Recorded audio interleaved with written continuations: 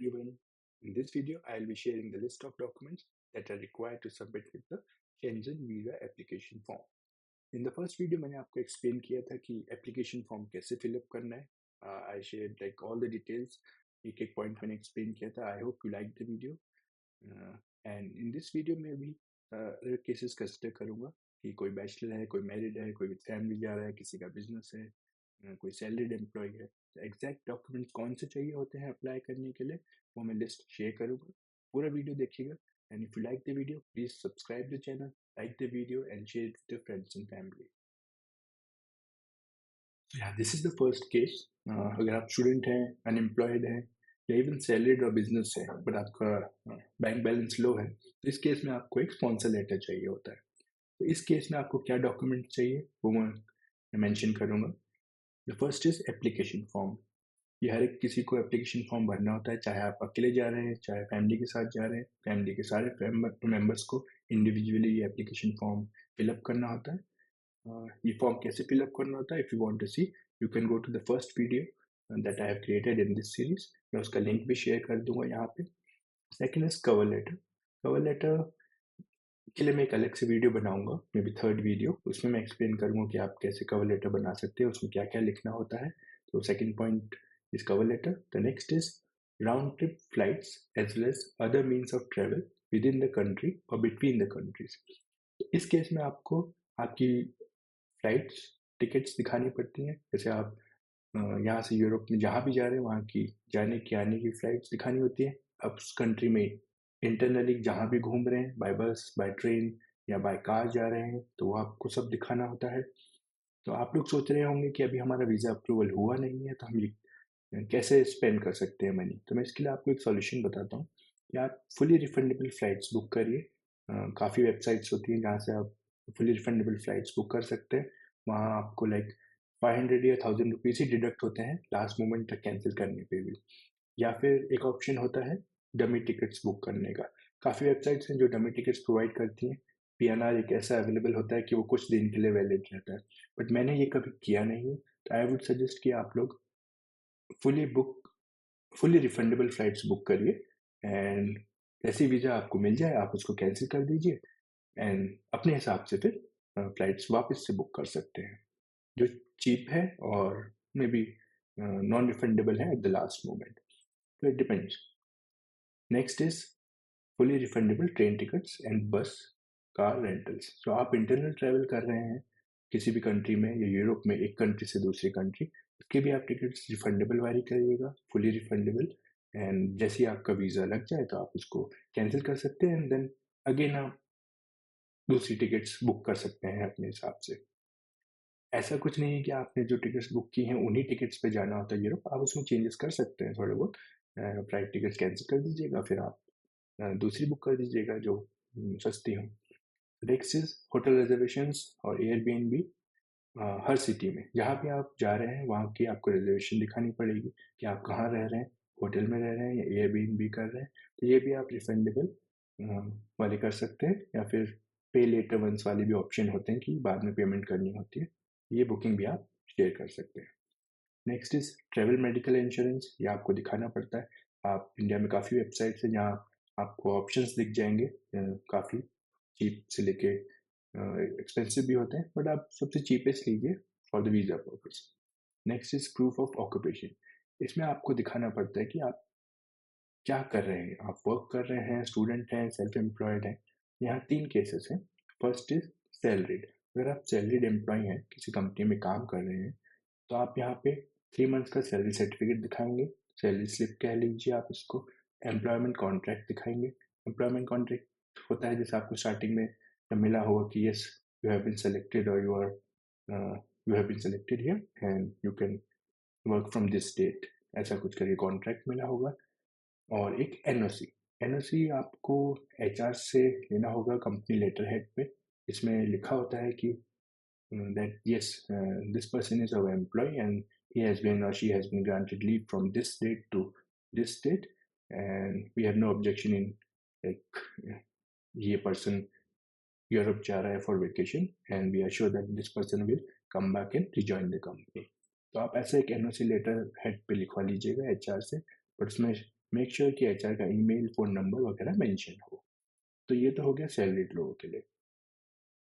Next है self employed. तो इस केस में आप जीएसटी सर्टिफिकेट शेयर कर सकते हैं। अगर आपके पास जीएसटी सर्टिफिकेट नहीं है तो आपके पास कोई कंपनी रजिस्ट्रेशन सर्टिफिकेट होगा तो आप वो शेयर कर सकते हैं, या आप अगर दोनों है तो दोनों शेयर कर सकते हैं। नाउ थर्ड केस होगा स्टूडेंट।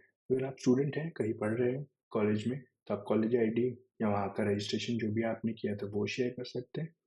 एंड मेक श्योर कि एनओसी यहाँ से भी आपको लेना होगा कि this person is a student and he or she is studying in this class, and we are providing him or her leave for these days to travel to Europe for leisure purpose. Whatever, ऐसा आप जो भी reason देना चाहते हैं वो दे सकते हैं, और ये कॉलेज की लेटर पैड पे लिखवा सकते हैं एनओसी।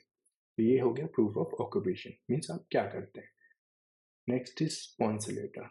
ये मैंने इसलिए मेंशन किया है स्पॉन्सर लेटर बिकॉज आप स्टूडेंट हैं, अनएम्प्लॉयड हैं या सैलरीड या बिजनेस से, बट आपका बैंक बैलेंस लो है। हमें यहाँ पे शेंगेन वीज़ा का अप्लाई करने के टाइम दिखाना पड़ता है कि हमारे पास फंड्स हैं कि हम अपनी पूरी ट्रिप को अच्छे से मतलब कर सकते हैं यूरोप में। अगर आपके पास बैंक बैलेंस वगैरह कम है तो इस केस में आपको एक स्पॉन्सर लेटर चाहिए होगा फादर या मदर का, कि उसमें लिखा होता है कि वी आर स्पॉन्सरिंग अवर सन और daughter and we have booked all the flights, hotels, and we'll be providing him cash or card the for the spending in Europe, ताकि उनको वीज़ा पर्पस के लिए कंफर्मेशन हो कि यस आपके पास फंड्स हैं spend करने के लिए। ये उस केस में है जैसे मैंने लिखा स्टार्टिंग में कि आप स्टूडेंट हैं, अनएम्प्लॉयड हैं या सैलरी या बिजनेस है, बट आपका बैलेंस वगैरह बैंक बैलेंस वगैरह लो है। तो मैंने एक सैम्पल दिया है कि कैसे आप लिख सकते हैं। ज़रूरी नहीं आप एग्जैक्टली यही फॉर्मेट शेयर करें, बट मैंने आपको ओवरऑल बता दिया कि इसमें क्या लिखना है कि फादर या मदर आपको स्पॉन्सर कर रहे हैं और वही ट्रिप के लिए सारा आपको एक्सपेंडिचर कर रहे हैं। तो मेक श्योर उसमें सारी डिटेल्स हों, उनका नाम, address, phone number and proof of fund. इस केस में अब आप खुद का प्रूफ नहीं दिखा सकते क्योंकि आपको मदर या फादर स्पॉन्सर कर रहे हैं, तो आप उनका आईटीआर दिखाएंगे मदर या फादर का 3 इयर्स का, उन्हीं का 3 मंथ्स का बैंक स्टेटमेंट दिखाएंगे, but make sure that is stamped and signed by bank. Usually हम लोग ऑनलाइन निकालते हैं तो उसमें लिखा रहता है no signature is required, but आप मेक श्योर करें कि ये साइंड हो और एज वेल एज स्टैम्प्ड हो, बिकॉज शेंगेन वीजा के लिए हमें स्टैम्प एंड साइन देना पड़ता है। एंड कई लोग पूछते हैं कि कितना फंड्स चाहिए, तो मैं बोलूँगा कि अप्रॉक्सीमेटली 3 to 4 lakhs पर पर्सन, एंड ये मेंटेन होना चाहिए फॉर द लास्ट 3-4 मंथ्स। ऐसा नहीं कि आप जब जाने वाले हैं उसके 15 days या 20 days पहले आपके अकाउंट या फादर के अकाउंट में एक साथ 4-5 lakhs डिपॉजिट हो गए, ना उसको उसको दिखा रहे हैं। तो मेक श्योर कि जब आप अप्लाई करने वाले हैं उसके 3-4 मंथ्स पहले से उसमें बैलेंस मेंटेन रखें। और अपना केस स्ट्रॉन्गर करने के लिए आप ये फंड डिटेल्स भी दिखा सकते हैं, PPF, mutual fund, property etcetera. जरूरी नहीं है ये डॉक्यूमेंट्स दिखाना, बट इससे केस थोड़ा स्ट्रॉन्ग होता है that yes you have enough funds to spend in your. Mother या फादर जिसका भी आप स्पॉन्सर लेटर ले रहे हैं उनका ऑक्यूपेशन या बिजनेस प्रूफ दिखाना होगा कि वो क्या करते हैं, कि उनके पास जो इतना फंड्स है वो भी कुछ ऑक्यूपेशन होंगे, तो वो भी दिखाना होता है एक proof. And then copy of present passport. आपका हमको ओरिजिनल पासपोर्ट और ओल्ड पासपोर्ट भी देना होता है ओरिजिनल, एंड साथ ही साथ हमें कॉपी भी देनी पड़ती है फ्रंट एंड बैक पेज की, और उन पेजेस की जहाँ जहाँ स्टैंप्स लगे। अगर आप दूसरी कंट्रीज पहले विजिट कर चुके हैं काफ़ी, तो आपके पासपोर्ट पे स्टैंप्स होंगे, तो उन पेज का भी हमको एक कॉपी लेनी है with front and back page. So yeah this is it for the student, unemployed और सैलरी और business low bank balance case. इसमें अगर आप किसी को कुछ भी डाउट है तो you can comment in the section and then I will reply as soon as possible. Now next case is salaried employee or business or family। अगर आप सैलरीड एम्प्लॉय हैं, बिजनेस है या एज ए फैमिली ट्रैवल कर रहे हैं और self sponsored, in this case आपको स्पॉन्सर लेटर नहीं चाहिए अपने फादर या मदर से। तो most of the steps same है, एप्लीकेशन फॉर्म, कवर लेटर से बिजनेस ओनर का लेटर हेड पे होना चाहिए। ये मैं आपको नेक्स्ट वीडियो में क्लियर करूँगा। And Third is round trip flights, as I explained in the previous case. Refundable flights book करिएगा, रिफंडेबल ट्रेन टिकट्स बुक करिएगा. And fourth is hotel reservation, Airbnb, ये भी फुली रिफंडेबल बुक करिएगा. Travel medical insurance third party से कहीं से भी आप ले सकते हैं for visa purpose. Proof of occupation same जैसे मैंने फर्स्ट केस में एक्सप्लेन किया था, तो आप फर्स्ट केस को आप विजिट कर सकते हैं and then you will get to know कि मैंने कैसे एक्सप्लेन किया. नाउ प्रूफ ऑफ फंड्स, इस केस में आपको खुद का बैंक का डिटेल्स बताना होगा. 3 इयर्स का आईटीआर बताना होगा, 3 मंथ्स का बैंक स्टेटमेंट, सैलरी और सेविंग्स. मेक श्योर आप सैलरी अकाउंट का शेयर करिएगा जिसमें आपकी सैलरी हर मंथ क्रेडिट हो रही है. अगर आप दूसरा अकाउंट भी मेंटेन करते हैं सेविंग्स जिसमें आपके फंड्स रहते हैं, आप वो भी शेयर कर सकते हैं. मल्टीपल अकाउंट्स का स्टेटमेंट शेयर कर सकते हैं, but make sure that is stamp and signed by the bank. In this case also, the balance has to be 3-4 lakhs for one person and it has to be maintained for the last 3 or 4 months. और additional documents like PPF, mutual fund, property etcetera आप ये भी share कर सकते हैं. Property का इसलिए बोला जाता है लाइक डॉक्यूमेंट शेयर करने के लिए कि in this case it become stronger that yes you are going to some other country and you will come back to your home country. अगर आपकी होम कंट्री में प्रॉपर्टी है, फंड्स हैं, काफ़ी कुछ है, तो आप उनको कॉन्फिडेंस आता है कि yes that you will come back to your home country. Maximum ये बैचलर्स के केसेस में होता है, थोड़ा डिपेंड करता है कि आपको वीज़ा मिले ना मिले. ऐसे केसेस होते हैं. मेरे साथ भी first time, very first time when I applied, my visa was rejected and थोड़ा पता करने पे पता चला that they think that I might be an immigrant threat, but I don't know वो लोग क्या क्राइटेरिया देखते हैं. उसके बाद मुझे like as I have mention in the first video 5 times Schengen visa मिल चुका है. सो अगर आपके पास है property document, mutual fund, PPF, तो आप शेयर कर सकते हैं. नहीं है तो कोई बात नहीं, ऐसा जरूरी नहीं है आपका रिजेक्ट ही हो जाएगा. This makes the case stronger. Additional documents, अगर आप बिजनेस में हैं तो करंट अकाउंट स्टेटमेंट भी आपको शेयर करना पड़ेगा along with the saving account and make sure that is stamp and signed by the bank. And same as the first case, copy of present and past passport with stamps and all, उसकी copy original and old भी हमको submit करना होता है.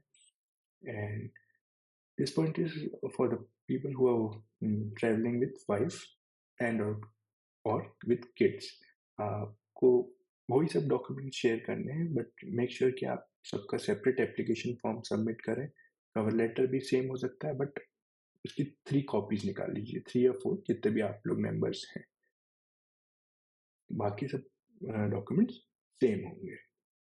This is a second case. I think first और second में सारे like most 95% लोगों का क्लियर हो जाएगा कि क्या क्या डॉक्यूमेंट्स चाहिए. ये लास्ट केस मैंने just in case for the people who are going for the first vacation और सो कॉल्ड हनीमून जा रहे हैं, तो उनको क्या एक्स्ट्रा डॉक्यूमेंट देना होता है. NOC certificate from parents of bride चाहिए होता है. ये स्टैम्प पेपर पे चाहिए होता है. आप लोग जाने वाले हैं तो उसमें पेरेंट्स लिख के देंगे, जैसे मैंने यहाँ पे एक एक्सप्लेन किया है, एक एग्जांपल दिया है, जिससे आप